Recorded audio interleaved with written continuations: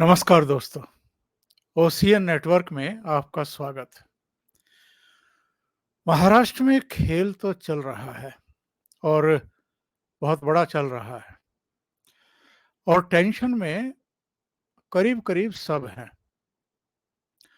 Tension में शरद पवार भी हैं, उनके भतीजे अजित पवार भी हैं, प्रफुल्ल पटेल से लेकर के उद्धव ठाकरे जो सब कुछ लुटा कर के भी होश में नहीं आ पा रहे हैं, वो भी टेंशन में हैं। एकनाथ शिंदे मुख्यमंत्री रहते हुए भी टेंशन में हैं और उनके खेमे के जो एमएलए हैं, जो पता नहीं कब से बड़े अच्छे कपड़े सिलवा कर के इंतज़ार कर रहे हैं कि कब हमें शपथ के लिए बुलाया जाएगा, टेंशन में वो भी हैं।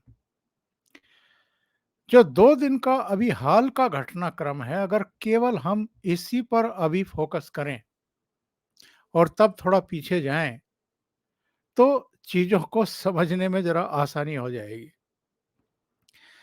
1 दिन पहले ही अजित पवार शरद पवार के घर गए थे, सिल्वर ओक। बड़ी हलचल रही मीडिया में। ये जानने की कोशिश हो रही थी कि जिस दिन उनको वित्त मंत्रालय मिला, सहकारिता और दूसरे अहम मंत्रालय मिले, उसी दिन वो चाचा से मुलाकात करने के लिए उनके आवास पर पहुंच गए। लेकिन पता चला कि वहाँ शरद पवार से उनकी मुलाकात ज़रूर हुई है। उनकी बहन, चचेरी बहन सुप्रिया सुले से भी मुलाकात हुई है। लेकिन एक्चुअल में वो अपनी चाची प्रतिभा पवार का हालचाल जानने के लिए गए थे, जिनके हाथ का ऑपरेशन हुआ था और मामूली ऑपरेशन था, छुट्टी दे दी गई, घर चली गई थी। लेकिन अजित पवार की वहाँ शरद पवार से मुलाकात तो हुई। उनकी बेटी से, अपनी चचेरी बहन से भी उन्होंने बातचीत की और ज़ाहिर है चाची से भी की। एक बार पहले भी जब अजित पवार इसी तरीके से बगावत करके चले गए थे, रूठ करके चले गए थे, तो सुनते हैं कि प्रतिभा पवार ने ही किसी को भेज करके उन्हें मना करके वापस बुलाया था। यानी चाची का उन पर कुछ प्रभाव तो है और चाची का वो सम्मान तो करते हैं, उनकी चिंता भी करते हैं।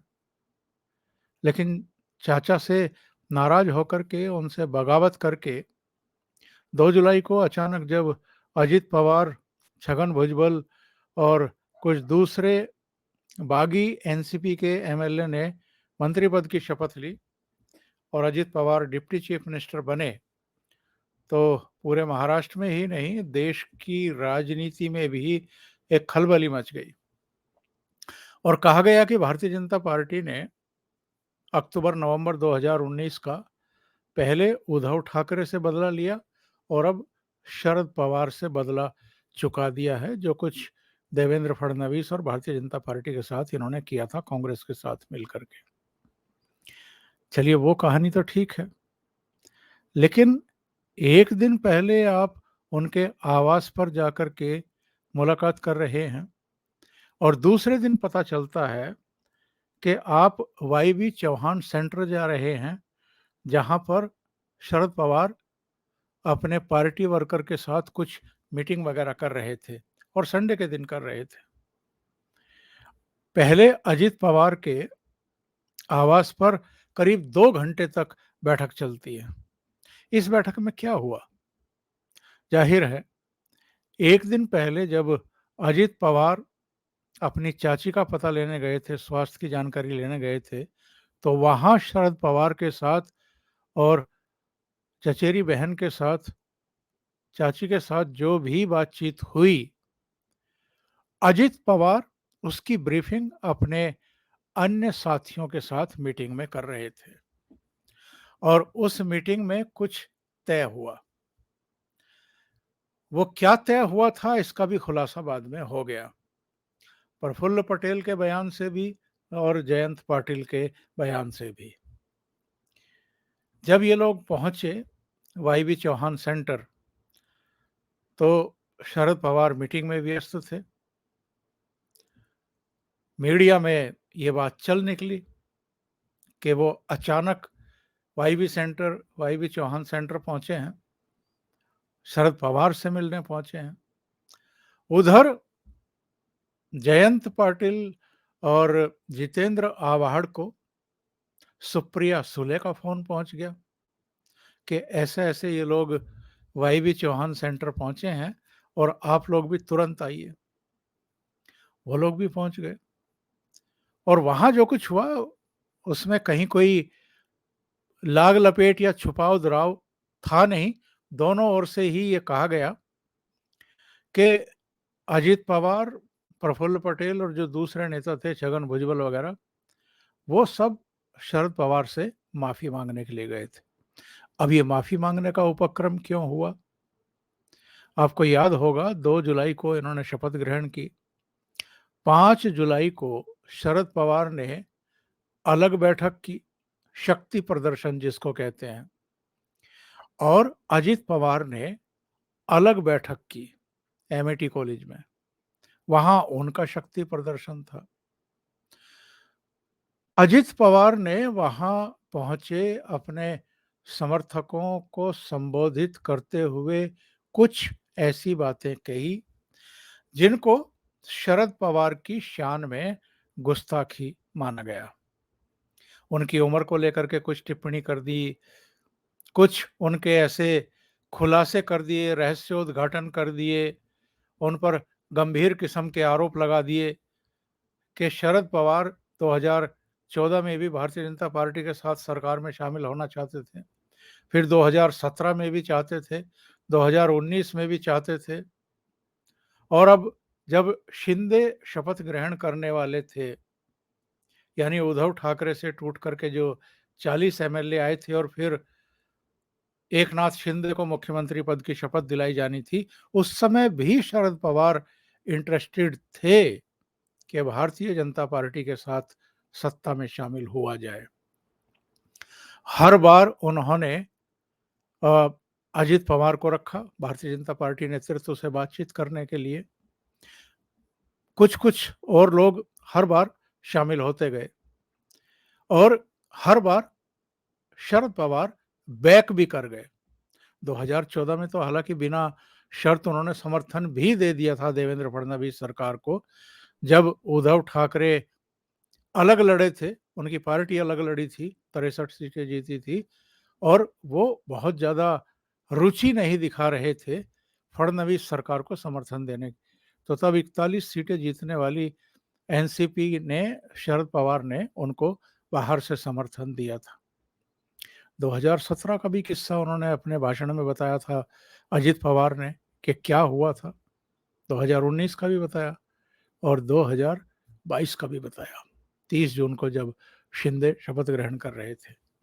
ये ऐसे खुलासे थे जो अभी तक सामने नहीं आए थे। जाहिर है इससे शरद पवार की जो छवि है, जो थोड़ी बहुत बची हुई है, वो भी एक तरीके से उसको चोट पहुंची और उनकी बड़ी भद पिटी, और वो भी भतीजे के द्वारा।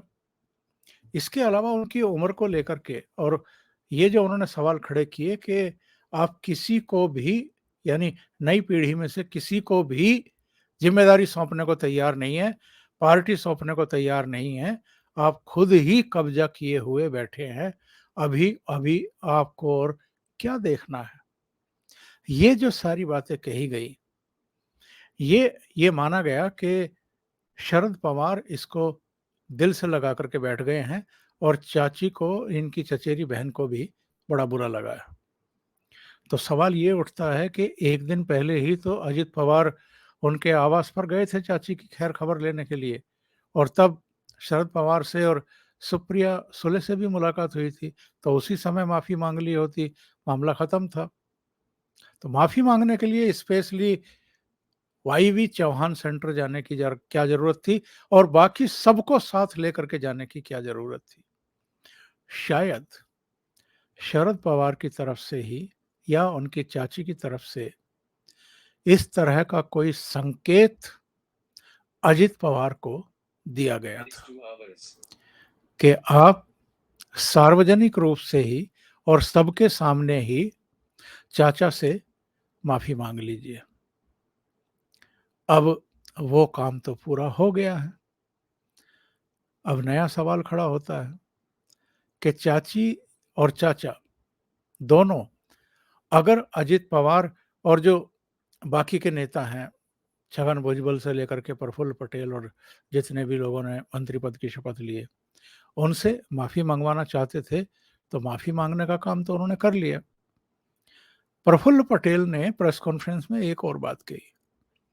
उन्होंने कहा कि हमने अ, साहब से ये कहा कि आप पार्टी को एकजुट रखने में सहयोग करिए और मार्गदर्शन करिए। इसका क्या मतलब है? वैसे तो अजित पवार और ये सारे कहते रहे हैं कि हम ही असली एनसीपी हैं, यानी शरद पवार अब पार्टी के अध्यक्ष या सर्वे सर्वा नहीं रहे, हमने उनको हटा दिया है। तो ऐसी स्थिति में अगर प्रफुल्ल पटेल या अजित पवार की तरफ से इस तरह की रिक्वेस्ट शरद पवार से की गई है, तो क्या ये भी कहीं शरद पवार की ही सहमति से हो रहा है? अगर ये सब इस तरीके से हो रहा है, इसका मतलब ये है कि देर सवेर, यानी अभी नहीं, थोड़े समय बाद शरद पवार अपनी उम्र को देखते हुए भी, हालात को भांपते हुए भी, जितने नेता उनके साथ बचे हैं, एमएलए उनके साथ बचे हैं, और उन्होंने अपनी बेटी को कार्यकारी अध्यक्ष बना जरूर दिया, लेकिन क्या शरद पवार नहीं जानते हैं कि सुप्रिया सुले में कितनी काबिलियत है, या वो संगठन में कितनी सक्रिय रही हैं, या पार्टी को आगे चलाने की उनकी क्षमता कितनी है, उनकी सोच कितनी विकसित है, वो सारी चीज़ों को जानते हैं। बहुत और से करने तो अपने एक वीडियो में ये कह दिया कि शरद पवार जो कुछ कर रहे हैं, वो शायद अति महत्वाकांक्षी अपनी बेटी को सीख देने के लिए, शिक्षा देने के लिए, सबक देने के लिए कर रहे हैं, और कहीं न कहीं उनकी तरफ से ही इशारा है अजित पवार को ये सब करने का। हो सकता है ये सही हो सकता है ये गलत हो।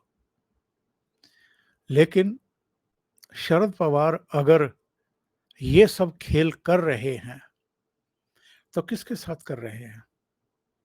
पहले तो अजित पवार ने ही खेल कर दिया, चाचा के साथ भी, चचेरी बहन के साथ भी। अब अगर शरद पवार ये खेल कर रहे हैं जो बहू का कहना है अपने वीडियो में, तब तो शरद पवार एमवीए के घटक दलों के साथ खेल कर रहे हैं ना, उद्धव ठाकरे के साथ, और सोनिया गांधी और राहुल गांधी के साथ, और जो इनकी महाराष्ट्र की लीडरशिप है उनके साथ खेल कर रहे हैं। क्योंकि 1978 से लेकर के, बल्कि 1967 से लेकर के ही जब पहली बार एमएलए चुने गए थे, तब से शरद पवार की एकमेव नीति रही है, येन केन प्रकारेण सत्ता में रहना, सत्ता सुख प्राप्त करना।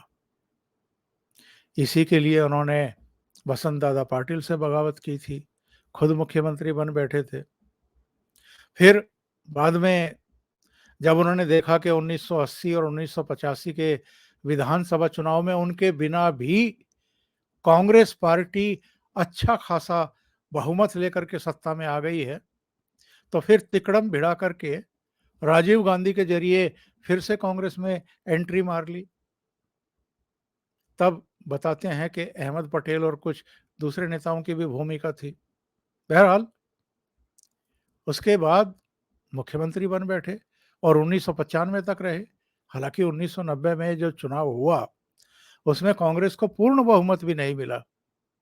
जब शरद पवार नहीं थे तब कांग्रेस को पूर्ण बहुमत मिल रहा था, और पूर्ण बहुमत से भी कहीं अधिक सीटें मिल रही थी। लेकिन जब शरद पवार मुख्यमंत्री बन गए तो मामला लटक गया। तो कुछ छोटे दलों निर्दलियों के साथ मिलकर के सरकार बना ली, 1995 तक चली। फिर जब उन्होंने देखा कि कांग्रेस में आने के बाद भी उनको वो सम्मान नहीं मिल रहा है जिसका सपना उन्होंने देखा था, तो सोनिया गांधी के विदेशी मूल को मुद्दा बना करके 98-99 में फिर पार्टी तोड़ दी, एनसीपी बना ली। लेकिन वो बहुत अच्छे तरीके से जानते हैं कि वो पूरे महाराष्ट्र के नेता भी नहीं हैं, सिर्फ तिकड़मों से ही सत्ता में रहे हैं। तो बाद में उसी कांग्रेस के साथ मिलकर के चुनाव भी लड़े। 1999 का तो छोड़ दीजिए, वो तो अकेले लड़ा था, कांग्रेस ने भी अकेले लड़ा था। लेकिन उसके बाद जितने चुनाव हुए हैं, तो दोनों ने गठबंधन करके ही चुनाव लड़ा। और जब जब इनको जनादेश मिला तो ये सरकार में शामिल रहे कांग्रेस के साथ। तो वो शरद पवार जब भारतीय जनता पार्टी और शिवसेना को बहुमत मिला 2014 में, नरेंद्र मोदी की लोकप्रियता के चलते, तो फिर सत्ता के नजदीक रहना चाहते थे। 2017 में फिर अपने भतीजे को इसी काम पर लगाया कि भारतीय जनता पार्टी नेतृत्व से बात करिए। 2019 में भी वही किया और 2022 में भी ये किया, और अब 2023 में तो शायद भतीजे ने ही इनको जगह दिखा दी। क्योंकि 5 जुलाई को अजित पवार ने जिस तरह का भाषण दिया, जिस तरह के प्रहार किए अपने चाचा पर, उससे ऐसा लगता है कि अगर शरद पवार इशारा करके अजित पवार को आगे करते और ये सब खेल करवाते, तो अजित पवार कम से कम थोड़ा बहुत लिहाज तो अपने भाषण में रखते। लेकिन बाद में उनको एहसास हुआ, उनके साथियों को भी एहसास हुआ कि बियॉन्ड द लिमिट जाकर के उनकी उम्र को लेकर के या उनकी सत्ता लिप्सा को लेकर के इस तरह खुले में कमेंट करने से बचना चाहिए था। और शायद इसीलिए जाकर के उन्होंने माफ़ी मांगी और सार्वजनिक रूप से मांगी। वहाँ उनके नेता भी थे जो उनके साथ रह गए हैं, ये भी अपने साथ बाकी सबको ले गए थे जो वहाँ पर मंच पर उस समय मौजूद थे जब उन्होंने शरद पवार पर, चाचा पर कुछ टिप्पणियां की थी। पर सवाल है कि अब आगे क्या? एक दिन बाद ही बेंगलुरु में ये लोग सब जुटने वाले हैं, बल्कि आज ही शाम को जुटने वाले हैं।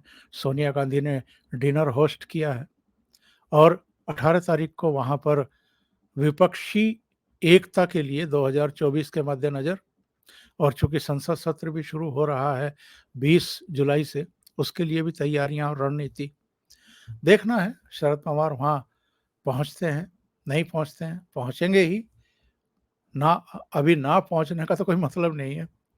लेकिन इसके बाद उनका रुख क्या रहता है?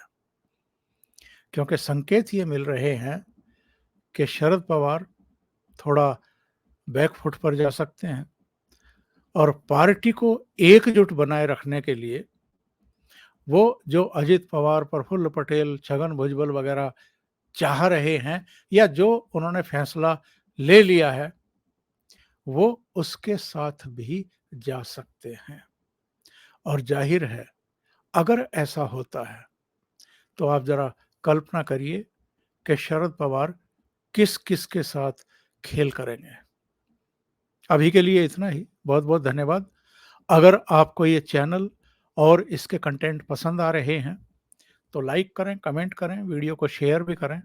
अभी तक अगर आपने ये चैनल सब्सक्राइब नहीं किया है तो सब्सक्राइब कर लें और साथ में लगे बेल आइकॉन को दबाना ना भूलें, ताकि आगे आने वाले वीडियो और उनके नोटिफिकेशन आप तक पहुंचते रहें। बहुत बहुत धन्यवाद। नमस्कार।